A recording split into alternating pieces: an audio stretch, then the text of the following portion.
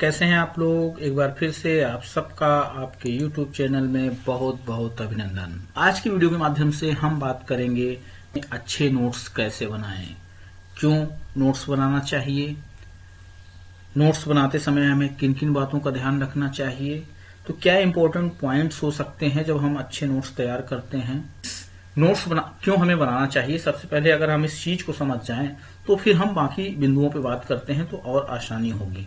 तो देखिए, जब भी एग्जामिनेशन में आप जाते हैं, एग्जाम के समय आपके पास इतना समय नहीं होता कि आप पूरी इतनी मोटी मोटी किताबों को दोबारा से पढ़ पाएं। आपके पास ये सोल्यूशन होता है, ये ऑप्शन होता है कि आपने पहले से जो नोट्स बना रखे हैं उनका आप रिवीजन कर लें।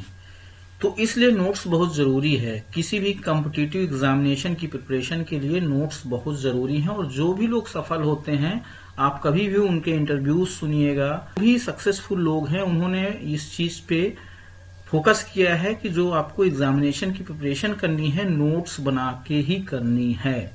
और दूसरी चीज, कभी भी आपको दूसरों के नोट्स यूज नहीं करने चाहिए। अगर आप खुद नोट्स बनाते हैं तो आपको दो तरह के फायदे होंगे। एक तो आपका कॉन्सेप्ट क्लियर होगा और दूसरा आपका जो कॉन्फिडेंस है, जो आत्मविश्वास है, वो बड़ी तेजी से ग्रो करेगा, बढ़ेगा। और किसी भी प्रतियोगी परीक्षा की सफलता में आपके अंदर के आत्मविश्वास का बहुत ज्यादा योगदान होता है। तो इस वजह से आपको हमेशा मोटिवेट रहना है, कॉन्फिडेंट रहना है और जो नोट्स बनाने हैं वो खुद ही बनाने हैं, किसी और के लेके टीपने नहीं है। अवॉइड करना है दूसरे के नोट्स लेके टीपने को, ठीक है। तो चलिए, नोट्स क्यों बनाएं ये तो क्लियर हो गया कि अगर हमें एग्जाम में अच्छे मार्क्स लाने हैं, अच्छे नंबर्स लाने हैं, सफल होना है, तो नोट्स हमें बनाना चाहिए। क्योंकि पूरी किताब उस समय पढ़ना संभव नहीं होता, लास्ट टाइम में नोट से ही रिवीजन कर पाएंगे, ठीक है। दूसरी चीज ये समझ में आई कि नोट्स अगर हम खुद बनाते हैं तो टॉपिक्स क्लियर होगा, ठीक है, और हमारा कॉन्फिडेंस बढ़ेगा। अब सवाल है कि नोट्स बनाएं कैसे, ये तो ठीक है, लेकिन नोट्स बनाना कैसे है। तो सबसे पहले आपको क्या करना है, आपने कोई भी बुक जब आप पढ़ते हैं तो उसमें चैप्टर्स लिखे होते हैं, लेसन्स लिखे होते हैं, है ना। तो चैप्टर वाइज आपको स्टडी करना है, पूरी बुक नहीं पढ़ना है। पहले जैसे मान लीजिए आप पहला चैप्टर आपने उठाया, पर्टिकुलर थीम पे कोई चैप्टर लिखा हुआ है, तो अब जब आप उस चैप्टर को पहले पढ़ लीजिए, पूरा पढ़ लीजिए। एक बार तो आपको समय देना पड़ेगा, एक बार आपको परिश्रम करना पड़ेगा, लेकिन उसके फायदे कई हैं। एक तो कॉन्सेप्ट आपका यहाँ से क्लियर होना चालू होगा।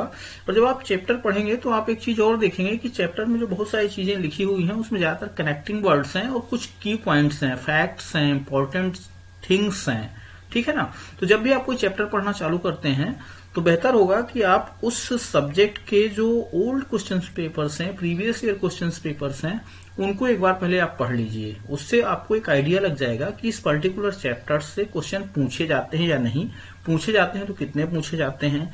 अब जब कई बार मैंने ये देखा है कि बहुत सारे लोग ऐसे होते हैं कि जब नोट्स बनाना चालू करते हैं तो पूरी की पूरी किताब उतार देते हैं। वो आपको नहीं करना है। आपको प्रीवियस ईयर क्वेश्चन पेपर के बेस पे ये एनालिसिस करना है कि इस टॉपिक से कितना क्वेश्चंस आता है, कि इस टॉपिक को कितना वेटेज दिया जाता है, और उसके हिसाब से ही इंपॉर्टेंट फैक्ट्स आपको वहां से लेने हैं, ठीक है। तो चैप्टर आपको पूरा पढ़ना है। इसके बाद नोट्स बनाना जब आप चालू करेंगे तो इंपॉर्टेंट पॉइंट्स लेंगे।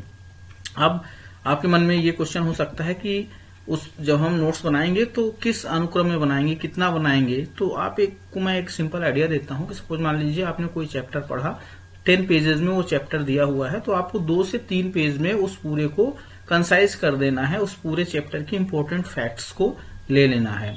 अच्छा, जो डायग्राम है, फ्लो चार्ट है, वो आपको एज इट इज लेने हैं, उसमें कंजूसी नहीं करनी है। क्योंकि ये बहुत इंपॉर्टेंट फैक्ट्स होते हैं जो फ्लो चार्ट यूज होता है या डायग्राम यूज होता है, या कोई इंपॉर्टेंट फैक्ट्स दिए हुए हैं, स्टैटिकल्स फैक्ट्स दिए हुए हैं, तो उसको आपको एज इट इज ले लेना है, उसको आपको सॉर्ट नहीं करना है।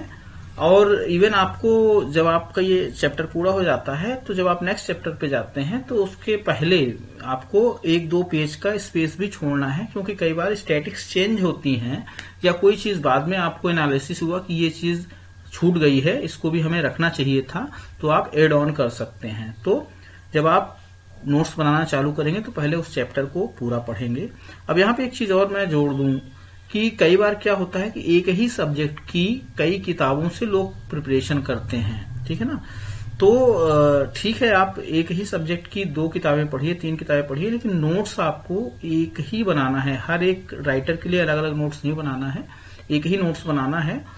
तो ये ध्यान रखिए कि भले आप 2-3 से ज्यादा किताब पढ़ने से भी कोई फायदा नहीं है, टाइम का वेस्टेज होता है। बेसिकली सभी बुक्स में वही चीजें लिखी होती हैं, बताने का तरीका अलग अलग होता है। तो 2 या 3 कलर का पेन यूज कर सकते हैं। अगर आप रजिस्टर पे बना रहे हैं तो 2 या 3 कलर का पेन यूज कर लीजिए। उसमें आप ब्लैक, ब्लू, रेड रख सकते हैं। बहुत ज्यादा आपको वहां पे कलर्स यूज नहीं करने हैं, उसको कलर की कॉपी नहीं बना देना है ना। और जब आप इसको रिवीजन करते हैं उस समय आप हाइलाइटर का यूज कर सकते हैं। उससे चीजें आपके दिमाग में आएंगी कि हाँ, मैंने ये चीज उस समय लिखी थी, ये टॉपिक जब मैंने पढ़ा तो ये चीज समझ में आई। तो उसको हाईलाइट करने से आपके दिमाग में एक तरह से रिकॉल हो जाएगा और आप प्रिपरेशन आपकी बड़े अच्छे से हो जाएगी। मैंने आपको ये भी बताया कि कोई चैप्टर है 10 पेजेस पे लिखा हुआ है तो 2 से 3 पेज, यानी कि आपको 25% ही चीजें लेनी है जब आप नोट्स बनाते हैं, और वो इम्पोर्टेंट फैक्ट्स लेने हैं, इम्पोर्टेंट चीजें लेनी है। पूरी कहानी एज इट इज नहीं लिख देना है, अदरवाइज फिर कोई फायदा नहीं हुआ बुक का और नोट्स का। वो दोनों एक ही जैसे हो जाएंगे और फिर आपका समय खराब होगा और आपको सफलता नहीं मिलेगी, फिर आप इन्हीं चीजों में उलझ जाएंगे। ठीक है ना। और डायग्राम जो भी आता है वो आपको लिखना है नोट्स पे, ये ध्यान रखिएगा। डायग्राम है, ये इंपॉर्टेंट फैक्ट्स हैं। फिर जो मैं डिजिटल नोट्स की बात कर रहा था, तो अगर आपके पास सुविधा है, आपके पास लैपटॉप वगैरह है, कंप्यूटर वगैरह है, या मोबाइल में भी आजकल बहुत सारे एप्स हैं। जब आप प्ले स्टोर में जाते हैं तो नोट्स बनाने के लिए बहुत सारे एप्स मौजूद हैं। एक एप्स है QUIP, इसके प्रयोग के माध्यम से भी आप नोट्स बना सकते हैं, या गूगल डॉक्स होता है, इसमें भी जाके आप नोट्स बना सकते हैं। इसमें डिजिटल नोट्स में फायदा ये है कि ये हमेशा आपके एक्सेस में रहते हैं, कभी मिस नहीं होते हैं, और कभी भी आप कहीं से आप इसको एक्सेस कर सकते हैं। बाकी जो आप रजिस्टर में बनाते हैं, कई बार ये मिस हो जाते हैं, किसी को दे दिया या कई बार उसमें कुछ गिर गया, खराब हो गया, ये सब चीजें बहुत ज्यादा होती हैं। तो डिजिटल नोट्स बेटर हैं, लेकिन अगर आपको प्रॉब्लम है डिजिटल नोट्स बनाने में तो आप जनरली जैसा बनाते हैं बना सकते हैं।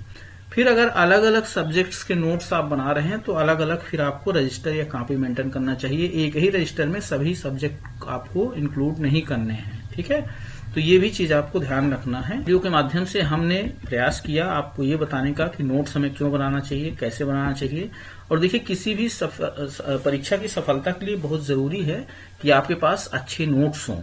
अगर आपके पास नोट्स अच्छे हैं तो निश्चित रूप से आपको सफलता मिलेगी, आपके मार्क्स अच्छे आएंगे और आप लाइफ में आगे बढ़ेंगे।